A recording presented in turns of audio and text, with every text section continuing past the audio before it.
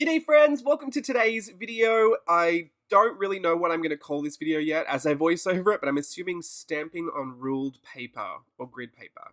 Maybe it's just like a stamping play video, because that's what I did. I actually was just playing with my stamps today. There's no finished piece. These are just ideas that I thought you might want to have a play with if you're into stamping, or if you've got a lot of stamps that are basic shapes or kind of motifs. This pairs really well with my Decorus set or my Concepts stamp sets, because there's a lot of little elements to play with. It's not necessarily faces that we're stamping out today, but I'm playing with all the little elements. So I just had a play on camera, and stuff that you'll see today is very raw.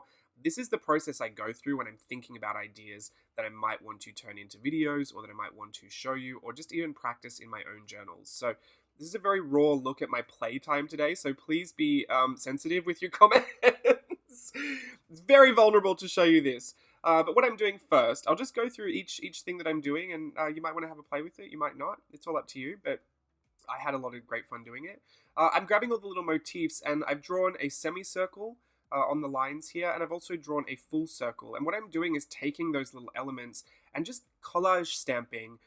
Is that a thing? Is that a real thing? I don't know, but it'll be a thing. So let's just collage stamp all around the circle or the semicircle. And I find that the top one is really cute. Like if you're big into writing and you don't so much love all the art journaling of journaling, these things I think would be really great for headings, or just section off a space and write something maybe more important in there, or a cute little memory in there. Like these are just things that are supposed to jazz up your journals a little bit. If you've got ruled journals, I typically don't. I use blank journals a lot because I don't like lines, but I do like the grid, so I don't know what my issue is. But the grid and the lines are actually really great for this because you've got something to line up with. So this example is actually just, kind of masking. And I just like to have things peeking out of the lines. If you watch the Concepts stamp tutorial number 3, essentially this is the same idea we looked at there, but instead of stamping, we created the finished piece and then cut it in half, and then used the lines to kind of have them, appear, the little fish faces. That's kind of the same thing here, but I do like this, especially if you're doing it in your planner and you've got a spare space, like, there's just, maybe you didn't have a busy day, you can just have one of these little faces, half popping up, kind of peeking over the lines. I think it's a really fun little effect. So I just use the paper to lay that down so I can, half stamp wherever I want to stamp.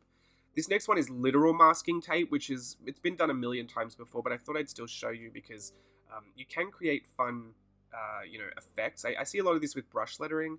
I don't so much see it with a lot of stamping. So if you've got lots of stamps, especially faces and bodies, I used the Blokes stamp set for this because I'm guilty of not using it very often.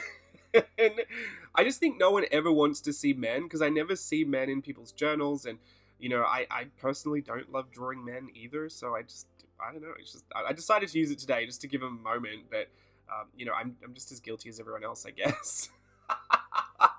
I can't fight for representation in the journaling community if I won't even bother to do it myself, so please do not get it twisted. Like, I'm not offended, but I thought I'd give him a moment today. This is literally just masking tape. Wherever you mask it down, there'll be nothing there. So mask off a generous area if you want to, and just kind of decorate the border. I did a horrendous job on the top one, but like I said, this is play.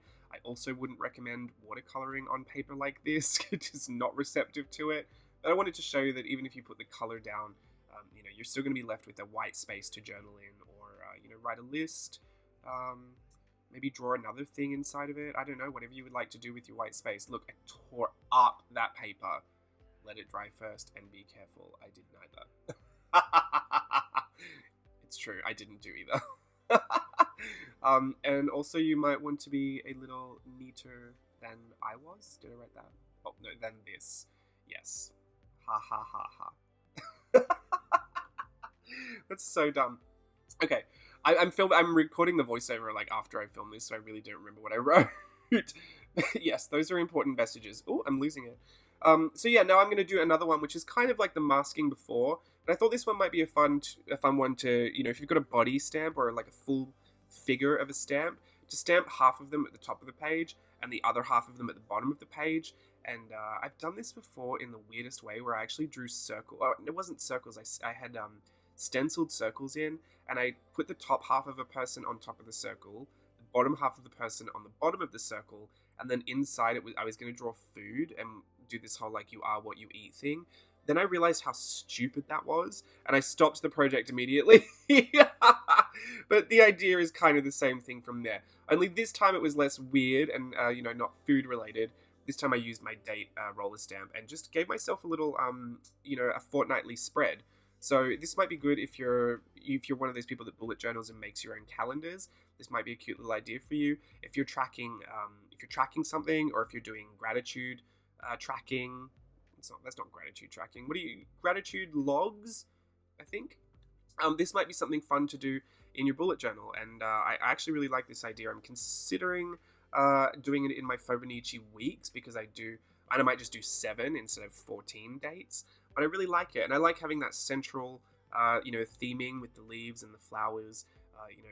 It's especially effective on craft paper. Even if you don't have a craft journal, perhaps do it on craft paper and put it in there, because the black and the white really pop nicely together on craft paper, and it's always a good excuse to grab out your lighter pastel pencils or your Uniball Signo white gel pen, stuff like that, stuff that really, really, shines on craft paper. So I really like that idea. I actually might use that one. This one it's an idea. Let's just say it's that. It's an idea.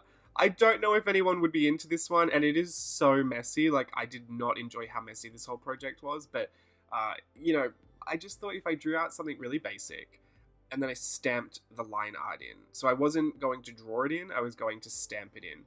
I think there's an application for this. Like, I really do think it would work. Do I think the little leaf was the best thing to stamp it with? Probably not. Maybe the twigs might have been a little more interesting, and, they're curved either way, so I could have really got those lines together. But it was the idea that I was playing with, and like this whole video suggests, this is just playtime. These are just ideas. If they inspire something in you to do something or to try something, it's all worth it. I wasn't trying to create any finished masterpieces here. Just more show you, like, this is how I create, little moments for myself, like tangents for myself.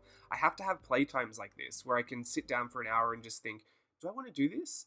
I've got this idea, like, let's just try it. Is it going to be good for me? Maybe not. Who knows? I won't know until I've tried it. So that's just kind of what I wanted to leave you with in this video is play a little bit. You don't have to make anything. You don't actually have to finish with anything. You could be building an idea for yourself that will be super great when you actually have time to sit down and you've fleshed out some of the little problems that you might have had with it up until that point. Not every idea happens perfectly the first time. So this is the last one I think I'm showing.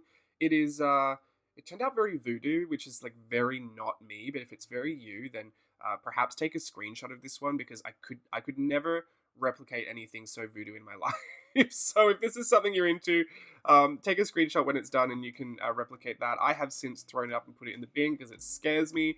I don't know how it all came together like that, but I'm using the concept stamp set to stamp together. What I've done this time is I've used the circle, but I've drawn a semicircle at the top and a semicircle at the bottom, left a negative space through the middle so I could do some brush lettering through that.